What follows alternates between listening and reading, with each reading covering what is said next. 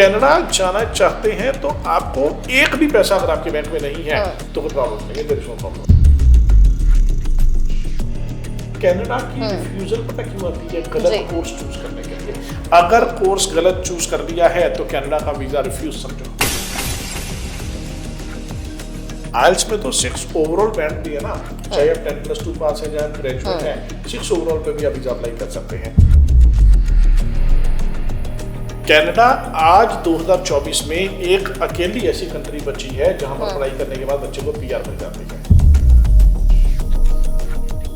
Australia apply करेंगे तो 3 महीने पुराने फंड्स चाहिए, न्यूजीलैंड जाना है तो 6 महीने पुराने फंड्स चाहिए, है ना। तो यूके जाना है तो 28 दिन पुराने फंड्स चाहिए। कनाडा में अगर आपके बैंक बैलेंस में 5 लाख 10 लाख भी नहीं है तो भी कोई प्रॉब्लम नहीं है, there is no problem at all.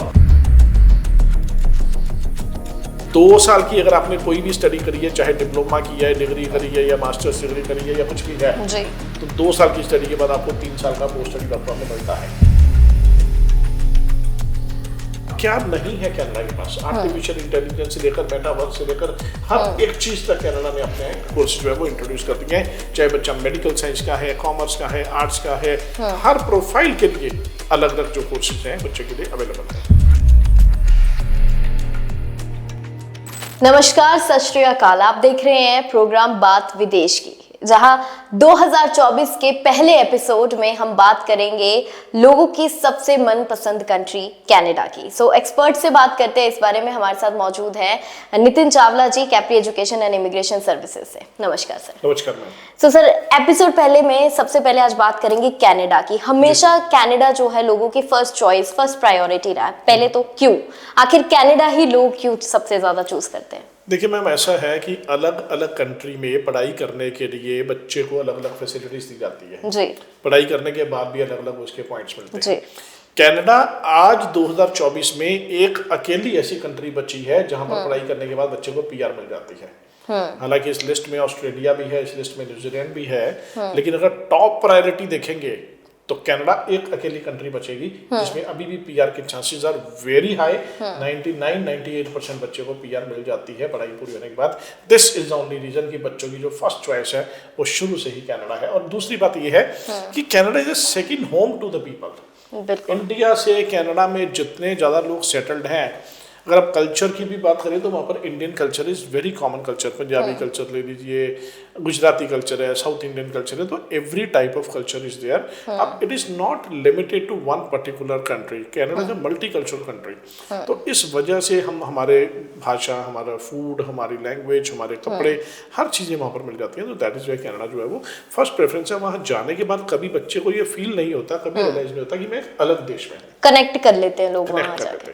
So process क्या है? सिंपल प्रोसेस है कनाडा के या थोड़ा सा डिफिकल्ट रहता है बच्चों के लिए? अगेन मैं कहूँगा कि ये एक दूसरा रीजन है बच्चों का कनाडा चूज करने का, और ये रीजन है कि सबसे इजी प्रोसेस है ये दुनिया का।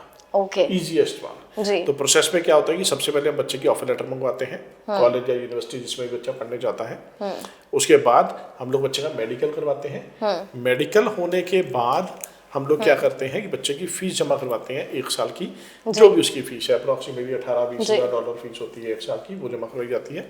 कनाडा में जीआईसी अकाउंट खुलता है, गारंटेड इन्वेस्टमेंट सर्टिफिकेट, $20,635। ये पैसा रिफंडेबल होता है, तो बच्चे को जीआईसी अकाउंट वहाँ पर खोलना पड़ता है और बच्चा पैसा ट्रांसफर करता है अपना, ये मनी रिफंडेबल होती है।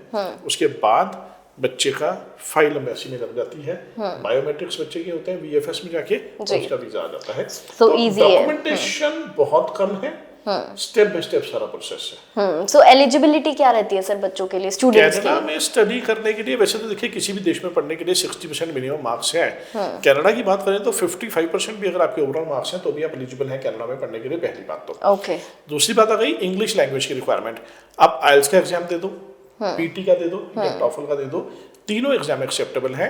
आइल्स में तो 6 ओवरऑल बैंड भी है ना, चाहे आप 10+2 पास है, चाहे आप ग्रेजुएट हैं, 6 ओवरऑल पे भी आप वीजा अप्लाई कर सकते हैं। इसी तरह से पीटी में अगर 60 ओवरऑल है या टॉफल में 83 ओवरऑल है तो भी आप अप्लाई कर सकते हैं। तो बच्चा आइल्स, पीटी या टॉफल तीनों में से कोई एक एग्जाम दे दे तो चलेगा जी। तो इसलिए एलिजिबिलिटी लिमिटेड है, मैं कहता हूँ। जी। सो सर, अगर जैसे आपने एलिजिबिलिटी की बात की, डॉक्यूमेंटेशन की बात की, अगर हम बात करें पैसों की, जो एक फंड की बात करते हैं, हमेशा लोगों के माइंड में होता है कि फंड शो करना है। सो फंड्स का क्या प्रोसेस रहता है, कितना फंड चाहिए होता है बैंक अकाउंट में? देखिए, ऐसा है कि ब्यूटी है कनाडा की कि कनाडा में आपको कोई भी बैंक बैलेंस शो नहीं करना है। ओके। यहाँ जो है वो एक्सपेंस ही है। देखिए, कभी ऑस्ट्रेलिया अप्लाई करेंगे तो 3 महीने पुराने फंड्स चाहिए, न्यूजीलैंड जाना है तो 6 महीने पुराने फंड्स चाहिए, है ना, यूके जाना है तो 28 दिन पुराने फंड्स चाहिए। कनाडा में अगर आपके बैंक बैलेंस में 5 लाख 10 लाख भी नहीं है तो भी कोई प्रॉब्लम नहीं है, there is no problem at all. Canada में कोई भी फंड शो नहीं करने होते हैं। कनाडा की ब्यूटी क्या है, कनाडा में आपको 1 साल की फीस देनी है मोटा मोटा 18 से 20 हजार डॉलर, मतलब कि 10 से 11 लाख रुपया। कनाडा में एक आपको सिक्योरिटी जमा करवानी पड़ती है जिसको GIC बोलते हैं, गारंटीड इन्वेस्टमेंट सर्टिफिकेट, $20,635, मतलब कि 13 लाख रुपया।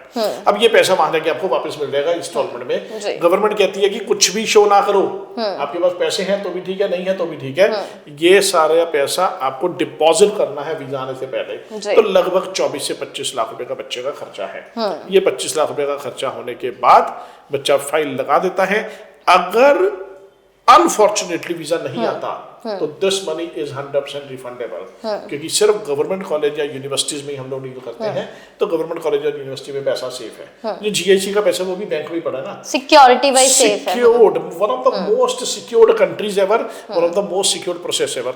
तो कनाडा जाना चाहते हैं तो आपको एक भी पैसा अगर आपके बैंक में नहीं है तो कोई प्रॉब्लम नहीं है, there is no problem. So post study work permit को लेकर बहुत बच्चों के माइंड में क्वेरीज रहती है, स्पेशली अब कुछ टाइम से, तो उसका क्या फिलहाल देखिए, 2 चीजें होती हैं। जब बच्चा पढ़ने जाता है ना, पहले तो उसको ये होता है कि क्या मैं पार्ट टाइम जॉब कर सकता हूँ। आप कनाडा में पार्ट टाइम जॉब कर सकते हैं, आप 20 घंटे हफ्ते में काम कर सकते हैं और छुट्टियों में फुल टाइम काम कर सकते हैं। पहली बात तो ये है। छुट्टियां कितनी देर होती है? 4 महीने की। तो 1 साल में आपको 8 महीने पढ़ना है और 4 महीने की छुट्टियां हैं, तो 12 महीने इस तरह से हो गए। तो एकेडमिक ईयर 8 महीने का है। पहली बात तो ये हुई। आपने पूछा पोस्ट स्टडी वर्क परमिट, 2 साल की अगर आपने कोई भी स्टडी करी है, चाहे डिप्लोमा की है, डिग्री करी है या मास्टर्स डिग्री करी है या कुछ भी है, तो 2 साल की स्टडी के बाद आपको 3 साल का पोस्ट स्टडी वर्क परमिट मिलता है। कम से कम 2 साल पढ़ना जरूरी है। लेकिन अगर आप 1 साल का कोई भी कोर्स करते हैं तो आपको 1 ही साल का पोस्ट स्टडी वर्क परमिट मिलता है। अब बच्चे की अपनी चॉइस है कि उसने 1 साल की स्टडी लेनी है या 2 साल की स्टडी लेनी है। हाँ, 2 साल से ज्यादा अगर आपने कोई भी स्टडी कर ली है, 3 साल 4 साल 5 साल, तो भी आपको वर्क परमिट 3 साल का ही मिलना है। तो total duration of your post study work permit is 3 years. इसमें बच्चा किसी भी किस्म की जॉब कर सकता है। ये ओपन वर्क परमिट होता है।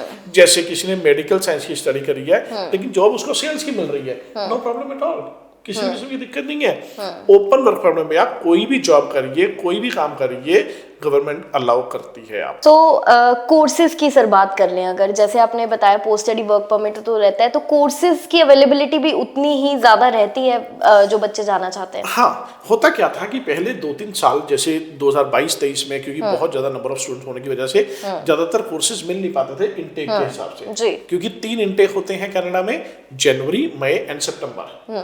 तो जनवरी इंटेक खत्म हो गया तो मई मिल गया, मई खत्म हो गया तो सितंबर मिल गया। बच्चा तीनों में से किसी भी एक इंटेक को चूज कर सकता है जाने के लिए। अब कोर्सेज क्या कर सकता है जी बच्चा?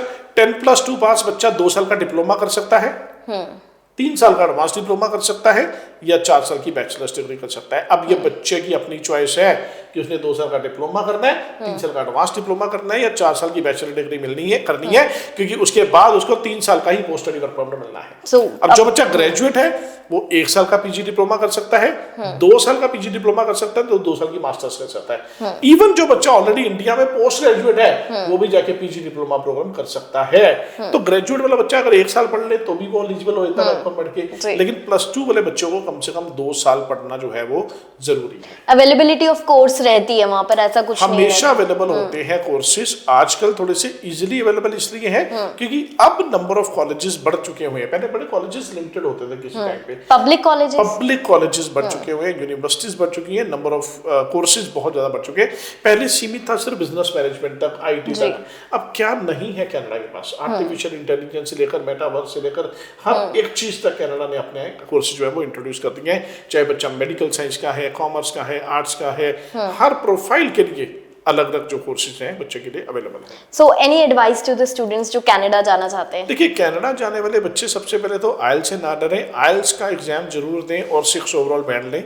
कोई भी इनटेक जो आपका अवेलेबल है वो आप अप्लाई कर सकते हैं, पर ध्यान रखिए कि इनटेक शुरू होने को कम से कम 3 महीने हाथ में हो तो आप अप्लाई करें। जैसे अगर जुलाई चल रहा है तो आप जनवरी इनटेक के लिए अप्लाई कर लें, फरवरी के लिए अप्लाई कर लें तो चलेगा। अगर नवंबर दिसंबर आ चुका है तो जनवरी के लिए अप्लाई मत करें। अगर एक आध महीना रह गया इनटेक हो तो ना करें। तो 3-4 महीने का टाइम हाथ में लेके चलें, क्योंकि यूनिवर्सिटी ऑफर लेटर देने में टाइम लगाती है, थोड़ा सा 2-4 हफ्ते लगा देती है। फिर आपका मेडिकल होना है, पोस्ट स्टडी आपको फीस जमा करवानी है, जीआईसी जमा करवाना है, तो टोटल प्रोसेस 1 से 2 महीने का होता है। तो इतना मार्जिन टाइम बच्चे का हाथ में होना। और इसके अलावा सबसे बड़ी एडवाइस इस प्रोग्राम में जो मैं देना चाहता हूँ स्टूडेंट्स को, वो ये है कि स्टूडेंट अपना कोर्स ध्यान से चुने। कनाडा की रिफ्यूजल पता क्यों आती है? गलत कोर्स चूज करने के लिए। अगर कोर्स गलत चूज कर लिया है तो कनाडा का वीजा रिफ्यूज समझो। ओके, सो ये जो एडवाइस बहुत जरूरी है कि ये बहुत जरूरी है, और आपके कंसल्टेंट को पता होना चाहिए कि आपके प्रोफाइल के हिसाब से क्या कोर्सेज देने हैं। बिल्कुल, बहुत बहुत शुक्रिया sir, thank you so much. So बिल्कुल कनाडा जाने वाले स्टूडेंट्स के लिए ये जो पूरा इंटरव्यू है उनको ज़रूर सुनना चाहिए, क्योंकि बहुत ही फायदेमंद रहेगा। और इसके अलावा लगातार हम एपिसोड जो है विदेश जाने के, जो स्टूडेंट्स हैं विदेश जाने के इच्छुक है उनके लिए बनाते रहेंगे। सो बने रहिए हमारे प्रोग्राम बात विदेश की में।